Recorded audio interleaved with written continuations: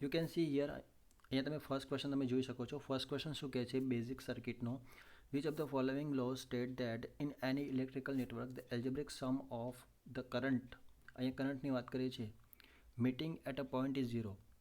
તો અહીંયા કરંટની વાત કરી છે ત્યારે આપણો જે આન્સર આવશે એ કિર્ચોફ કરંટ લો આવશે. પરંતુ જ્યારે અહીંયા કરંટની જગ્યાએ જો વોલ્ટેજ હોત તો આપણો જે આન્સર આવતો એ શું આવતો KVL, શું આવતું કિર્ચોફ વોલ્ટેજ લો. હવે તમને ઓમ્સ લો તમને ખ્યાલ જ હશે. ઓમ્સ લો શું કહે છે કે V = IR હશે. અહીંયા વોલ્ટેજ વધશે એટલે કે શું કરંટ પણ વધશે, રેઝિસ્ટન્સ પણ વધશે. ઓકે, કેમ કે આ બધું ડાયરેક્ટલી પ્રપોર્શનલ છે. બીજી એક અગત્યની વાત કે ઓમ્સ લો જે છે એ ઓનલી રેઝિસ્ટરના ઉપર જ કામ કરે છે. એ કેપેસિટન્સ અને ઇન્ડક્ટર પર કામ નથી કરતો.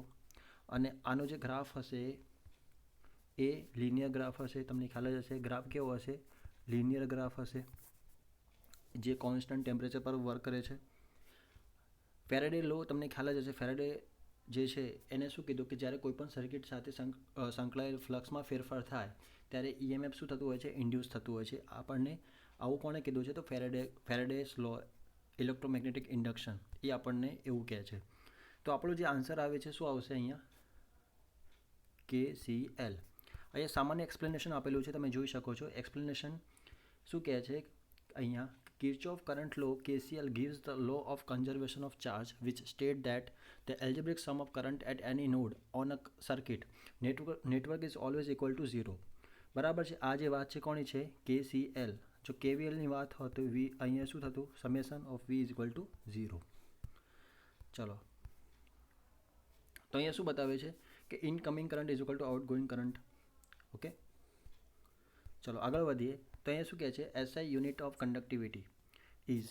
તો અહીંયા આ જે ક્વેશ્ચન છે એ ઘણી બધી એક્ઝામમાં પૂછાઈ ગયો છે અને બહુ સારો ક્વેશ્ચન છે. તો તમને ખબર જ છે કન્ડક્ટિવિટી જે છે એ રેસિપ્રોકલ ઓફ શું હશે, રેઝિસ્ટન્સ હશે, હે ને. તો અહીંયા તમે જોઈ શકો છો SI યુનિટ ઓફ કન્ડક્ટિવિટી શું થશે, mho પર મીટર થશે, હે ને. તો R = ρl બાય અહીંયા શું થશે, R = L / સિગ્મા × A થશે. અને સિગ્મા = શું થશે, L/R. લેન્થ એટલે શું થશે, મીટર થશે, રેઝિસ્ટન્સનો ઓમ થશે અને એરિયા એટલે મીટર સ્ક્વેર થશે.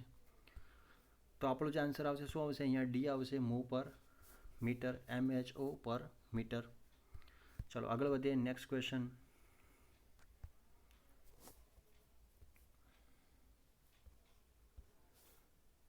થર્ડ નંબરનો ક્વેશ્ચન એમ કહે છે કે for an ideal current source internal resistance શું હશે.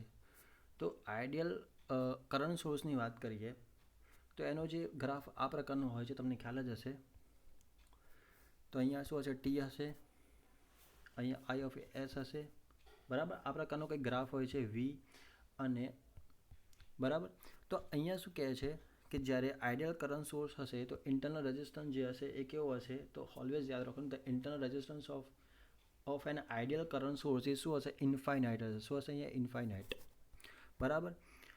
અને અહીંયા જે હશે કનેક્ટેડ ઇન પેરેલલ હશે, બરાબર. આ તમારે યાદ રાખવાનું છે. અહીંયા સામાન્ય એક્સપ્લેનેશન આપેલું છે ને આ જે ક્વેશ્ચન છે ઘણી બધી એક્ઝામમાં પૂછાઈ ગયો છે એટલે ક્વેશ્ચન તમારા માટે ઇમ્પોર્ટન્ટની કેટેગરીમાં હોઈ શકે. તો અહીંયા શું કહે છે, for an ideal current source the internal resistance is infinite connected in parallel such that the ideal current source provide constant current irrespective of load. બરાબર, તમારે આટલું યાદ રાખવાનું છે. એના પછીનો જે ક્વેશ્ચન છે શું કહે છે, conductor has a lowest resistivity. તો સૌથી ઓછી રેઝિસ્ટિવિટી જે હોય એવું મટીરિયલ હોય તો એ કયું છે, સિલ્વર છે, બરાબર છે. ચાંદી જે હશે એની રેઝિસ્ટિવિટી ખૂબ જ ઓછી હશે, મતલબ એની કંડક્ટિવિટી ખૂબ જ વધારે હશે, બરાબર છે. તમે અહીંયા ગ્રાફ જોઈ શકો છો. સૌથી વધારે જે કંડક્ટિવિટી હશે એ આની હશે ને સૌથી ઓછી આની હશે, બરાબર છે. આ ગ્રાફ આ છે ને ડિસેન્ડિંગ ઓર્ડરમાં આપેલું છે, તમારે યાદ રાખવાનું છે. ઓકે, એના પછી 5મા નંબરનું જે ક્વેશ્ચન છે શું કહે છે, the energy used by 1.5 kilowatt heater is 5 minute is. તો આપણી પાસે ફોર્મ્યુલા છે is equal to P × T. આ ફોર્મ્યુલાની જસ્ટ કિંમત આ જે વેલ્યુ આપેલી છે પુટ કરવાની છે. વેલ્યુ પુટ કરો છો તમે તો તમારી પાસે આન્સર તમને મળી જશે. એકદમ ઇઝી છે. Is equal to P × T, energy used by heater, બરાબર. ચલો આગળ વધીએ. એના પછીનું જે ક્વેશ્ચન છે શું કહે છે, આ જે ઓહ્મ્સ લો જે છે એ એપ્લિકેબલ ટુ શું આવશે, મેટાલિક કંડક્ટર. જે મેટાલિક કંડક્ટર હશે ત્યાં જ ઓહ્મ્સ લો એપ્લિકેબલ છે. અને આ ક્વેશ્ચન વારંવાર એક્ઝામમાં પૂછાઈ ગયેલો છે. એના માટેની એક સામાન્ય સાબિતી એટલે કે સોલ્યુશન આપેલું છે કે ઓહ્મ્સ લો જે છે state that if all the physical condition R unaffected at a constant temperature the potential difference of conducting wire is directly proportional to current applied them. બરાબર છે. અહીંયા એક રિલેશન આપેલું છે I ઇઝ ઇક્વલ ટુ વી, મતલબ current વધશે, voltage પણ વધશે, બરાબર છે. અને I is equal to V by R આવશે, બરાબર. રેઝિસ્ટન્સ વધશે તો કરંટ શું આવશે? ઓછું થશે, કેમ કે ઇન્વર્સલી પ્રપોર્શનલમાં છે. Hence the follow the linearity, hence the Ohm's law is defined for the conductor not for insulator and semiconductor and electrolytes. ચલો આગળ વધીએ. નેક્સ્ટ ક્વેશ્ચન શું કહે છે? Resistance of a conductor is directly proportional two, તો શું આવશે? એ length આવશે, તમને ખબર જ છે આર પ્રપોર્શનલ ટુ એલ આવશે, બરાબર છે. જેટલી લેન્થ વધશે એટલો રેઝિસ્ટન્સ પણ વધશે. 8મા નંબરનો ક્વેશ્ચન શું કહે છે? બે કોઇલ આપેલી છે, બરાબર. એ મેક્સિમમ હીટ આપણને આઉટપુટમાં મળે છે, તો આ જે હીટર હશે એ કેવી રીતે કનેક્ટેડ થયેલી હશે, એમ કે ક્વેશ્ચન એમ કહે છે. તો એ હીટર જે હશે, એ કોઇલ જે હશે, 2 કોઇલ હીટર, બરાબર. તો એ પેરેલલી કનેક્ટેડ હશે ત્યારે જ આપણને મેક્સિમમ હીટ આપણને મળશે. તો અહીંયા શું કહે છે કે for a given voltage when 2 heating coil connected in parallel then maximum heat will produce because when coil is connected parallel voltage will be same each coil, so maximum heat will be produced. આગળ વધીએ તો conventional flow of current, electric current જે હશે એ કેવો હશે? તો +V2 -V, આ તમારે યાદ રાખવાનું છે. જે બરાબર આ પ્રકારનું એની સાઇન હશે. ઇલેક્ટ્રિક જે કરંટ જે હશે always flow from positive to terminal to negative terminal, or it always flow from higher potential to lower potential. તમારે આટલું યાદ રાખવાનું છે. એના પછીના 10મા નંબરનો જે ક્વેશ્ચન છે શું કહે છે? Series parallel combination of resistance are also known, એને શું કહીશું આપણે? તો ઇલેક્ટ્રિક નેટવર્ક કહીશું, બરાબર. Complicated series parallel combination of resistance are also known as electrical network. એના પછીનો જે 11મા નંબરનો ક્વેશ્ચન છે બહુ ઇઝી છે. Capacitor are connected in series, effective capacitance જે હશે એ શું હશે? તેમાં જે આન્સર આવશે શું આવશે? સિરીઝમાં હશે તો આ પ્રકારનું કનેક્શન આવશે, તમને ખબર જ છે. If the capacitor are connected series, તો ઇફેક્ટિવ કેપેસિટન્સ શું હશે? 1 effective capacitance 1/C1 1/C2 + 1/C2 + 1/C3, બરાબર છે. આ રીતનું સિરીઝમાં હશે ત્યારે આ પ્રકારની સર્કિટ કેપેસિટરની આવશે.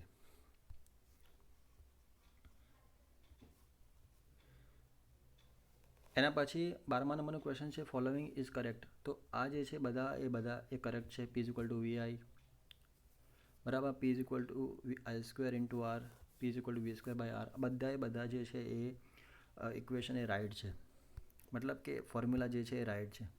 પાવર = વોલ્ટેજ × કરંટ, બરાબર. આ તમારે વાંચી લેવાનું છે. એના પછીનો જે ક્વેશ્ચન છે ઇલેક્ટ્રિક ચાર્જ શું થશે? તો IT થશે. Q = IT, તમને ખબર જ છે. એના પછીનો જે ક્વેશ્ચન છે 14મા નંબરનો એ શું કહે છે કે reactance of 1 farad capacitance when connected to DC circuit, તો અહીંયા આવશે ઇન્ફાઇનાઇટ આવશે, બરાબર છે. Steady state capacitor behave as a open circuit for DC, hence the open circuit condition reactance will be infinite or current capacitor will be 0. Also F = 0 for DC, તો X = શું થશે? 1/2πfC. માં જો frequency 0 થઈ જશે તો શું થશે? આપણને રિઝલ્ટ શું મળશે? અહીંયા ઇન્ફાઇનાઇટ, બરાબર. આગળ વાત કરીએ તો યુનિટ ઓફ ઇલેક્ટ્રિક ચાર્જ શું થશે? અહીંયા તો કુલમ્બ આવશે, તમને ખબર જ છે યુનિટ ઓફ ઇલેક્ટ્રિક ચાર્જ. આગળ વધીએ આપણે તો 16મા નંબરનો ક્વેશ્ચન શું કહે છે કે series combination of resistance, total resistance is given by,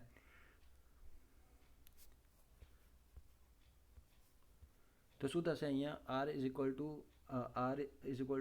R1 + R2, આપણે RN લઈશું તો ફોર પેરેલલ કનેક્શન માટે આ પ્રકારનું હશે. તો total resistance for series connection આ પ્રકારનું હશે.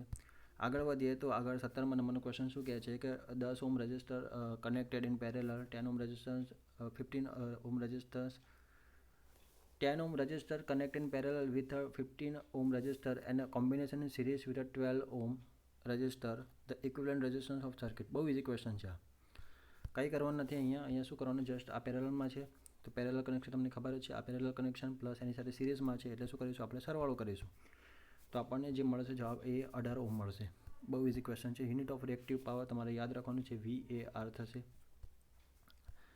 ઓકે, આ તમે જોઈ શકો છો. ટ્રુ પાવર શું થશે? VI cos phi થશે, મેઝર ઇન વોટ, બરાબર. રિએક્ટિવ પાવર જે હશે VI sin phi આવશે, measure in VAR. Apparent power શું થશે? VI થશે.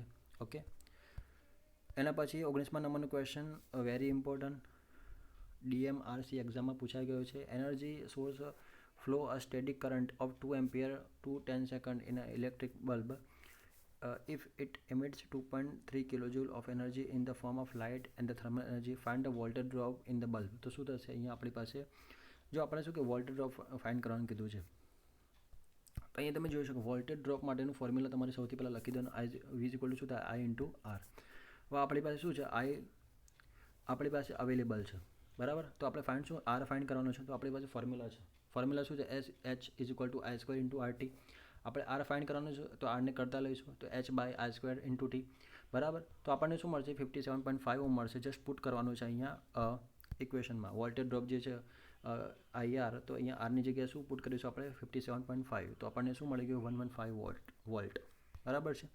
ઇઝી ક્વેશ્ચન છે અને ઇમ્પોર્ટન્ટની કેટેગરીમાં આવે છે. એના પછીનો જે ક્વેશ્ચન છે, which of the following type of register has a highest value of temperature coefficient. તો તમારે યાદ રાખો મેટલ ફિલ્મ આનું જે છે એ શું છે ભાઈ, type of register has a highest value of temperature coefficient હશે. તો metal film register has a highest value of temperature coefficient four a given option. એના પછી જે છે, if current flowing through the conductor is 5 ampere, બરાબર. અહીં 5 ampere current આપેલો છે. દેન ઇલેક્ટ્રોન્સ પર સેકન્ડ, મતલબ કોઈ કંડક્ટર આપેલું છે એની અંદર આપણે શું કરીશું, જ્યારે 5 એમ્પિયર કરંટ ફ્લો કરીશું તો 1 સેકન્ડની અંદર એમાં કેટલા ઇલેક્ટ્રોન ફ્લો થશે. તો સિમ્પલ છે, આપણી પાસે ફોર્મ્યુલા છે, Q is equal to I T, બરાબર. Q is equal to N થશે, N is equal to I T થશે, બરાબર. તો એન ઇઝ ઇક્વલ ટુ શું થશે, આઈ ટી બાય ઈ થશે, બરાબર છે. હવે અહીંયા અમુક વેલ્યુ આપણને આપેલી છે ડેટામાં, તો ગિવન ડેટા તમે જોઈ શકો છો, I is equal to 5 ampere, time આપેલો છે 1 second, Q is equal to એની આપણી પાસે ફોર્મ્યુલા છે, આપણને ખબર છે, ઇઝ ઇક્વલ ટુ શું થાય, 1.6 × 19 કુલમ, બરાબર છે. તો વી નો દેટ આપણી પાસે શું છે, અહીંયા ફોર્મ્યુલા છે, Q is equal to I T, Q is equal to એની થશે, N is equal to I T and N is equal to I T by E. Just put કરો અને તમારો જે આન્સર આવશે એ 31.25 ન્યૂટન ટુ 18 એ આપણો answer આવશે. એના પછીનો જે ક્વેશ્ચન છે, અહીં શું કહે છે કે ટુ રજિસ્ટર્સ R1 કેટલો 10 ઓમ આપેલો છે, R2 20 ઓમ આપેલો છે, are connected in series order to 30 volt direct current DC source, find the ratio of P1 અને P1 બાય P2. તો આ ક્વેશ્ચન એકદમ ઇઝી છે. અહીંયા જસ્ટ આપણી પાસે શું છે, આપણી પાસે ફોર્મ્યુલા P1 તો શું થશે, આઈ સ્ક્વેર, અહીંયા આઈ જે છે એ કોન્સ્ટન્ટ છે, તો P1 is equal to I square R1 અને P2 is equal to I square into R2 થશે, બરાબર છે. તો આપણે શું કરીશું, અહીંયા સૌથી પહેલાં આઈની વેલ્યુ ફાઇન્ડ કરી દઈએ તો આપણને શું મળે છે, આઈ ઇઝ ઇક્વલ ટુ 1 એમ્પિયર મળે છે, બરાબર. હવે P1 is equal to I square R1 i square R2, R1 અને R2ની વેલ્યુ આપણી પાસે છે જ, બરાબર. ત્યાર પછી આપણે રેશિયો લઈ લઈશું તો આપણને શું મળશે, 1/2. આગળ વધીએ, નેક્સ્ટ ક્વેશ્ચન શું કહે છે, next question, how much energy will be 100 watt electric bulb spend into 2 hours. તો આ ક્વેશ્ચન ઇઝી છે, how much energy will be 100 watt electric bulb spend 2 hours. તો અહીંયા આપણે એનર્જી ફાઇન્ડ કરવાની છે. એનર્જીનું ફોર્મ્યુલા સૌથી પહેલાં તમારે એ યાદ રાખવાનું છે, અને કઈ વસ્તુ ગિવન છે ને કઈ વસ્તુ શોધવાની છે, શોધવાની આપણે એનર્જી શોધવાની છે. તો આપણી પાસે પાવર આપેલો છે, ટી શું થશે, 2 કલાક, તો 2 કલાક જે છે આપણે સેકન્ડમાં ફેરવી દઈએ તો શું થશે, 7200 સેકન્ડ, બરાબર. હવે આ 7200 સેકન્ડ અહીંયા મૂકી દઈશું આપણે ટીની જગ્યાએ, તો આપણને કિલોજૂલ કેટલા મળશે, 720 કિલોજૂલ. એના પછીનો જે ક્વેશ્ચન છે, અહીંયા શું કહે છે, 100 watt light bulb turn on for 8 hours used. તો અહીંયા આપણી પાસે ફોર્મ્યુલા છે, અહીંયા શોધવાનું શું છે, આપણે total energy consume by bulb, તો શું થશે, E into E is equal to P into T થશે, બરાબર. તો P અને ટીની વેલ્યુ અહીંયા તમે જોઈ શકો છો કે સૌથી પહેલાં આપણને Pની વેલ્યુ આપેલી છે, બરાબર છે, કિલોવોટમાં ફેરવી દઈએ આપણે. એના પછી સમય આપણને આપેલો છે 8 hour. તો શું કરીશું, આપણે જસ્ટ વેલ્યુ પુટ કરીશું ને આપણને આન્સર મળી જશે. એના પછીનો જે ક્વેશ્ચન આપેલો છે, શું કહે છે, 25મા નંબરનું ક્વેશ્ચન, એટલે કે આજના લેક્ચરનો છેલ્લો ક્વેશ્ચન.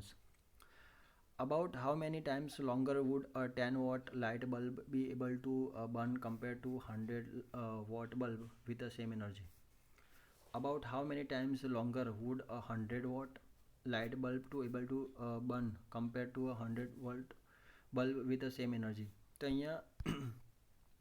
અહીંયા આપણું જે આન્સર શું આવશે કે 10 times longer આવશે, બરાબર. 10 times longer કરીશું આપણે ત્યારે જ આપણું જે આ ક્વેશ્ચન જે કહે છે એ જેમ કે અહીંયા શું કહે છે જો about how many times longer would a 10 watt light bulb be able to burn compare to a 100 watt bulb with the same energy. તો અહીંયા આવશે આપણો 100 વોટ પર 10 એટલે કે 10 આન્સર આવશે. હેન્સ 10 ટાઈમ્સ લોંગર હશે 10 watt light bulb be able to burn compare to 100 watt bulb with the same energy. Okay, તો અહીંયા સુધી આપણે ડિસ્કસ કર્યું. નેક્સ્ટ લેક્ચરમાં આપણે બાકીના 25 ક્વેશ્ચન્સ એટલે કે 26 થી 50 ક્વેશ્ચન આપણે ડિસ્કસ કરીશું. Thank you for watching this lecture.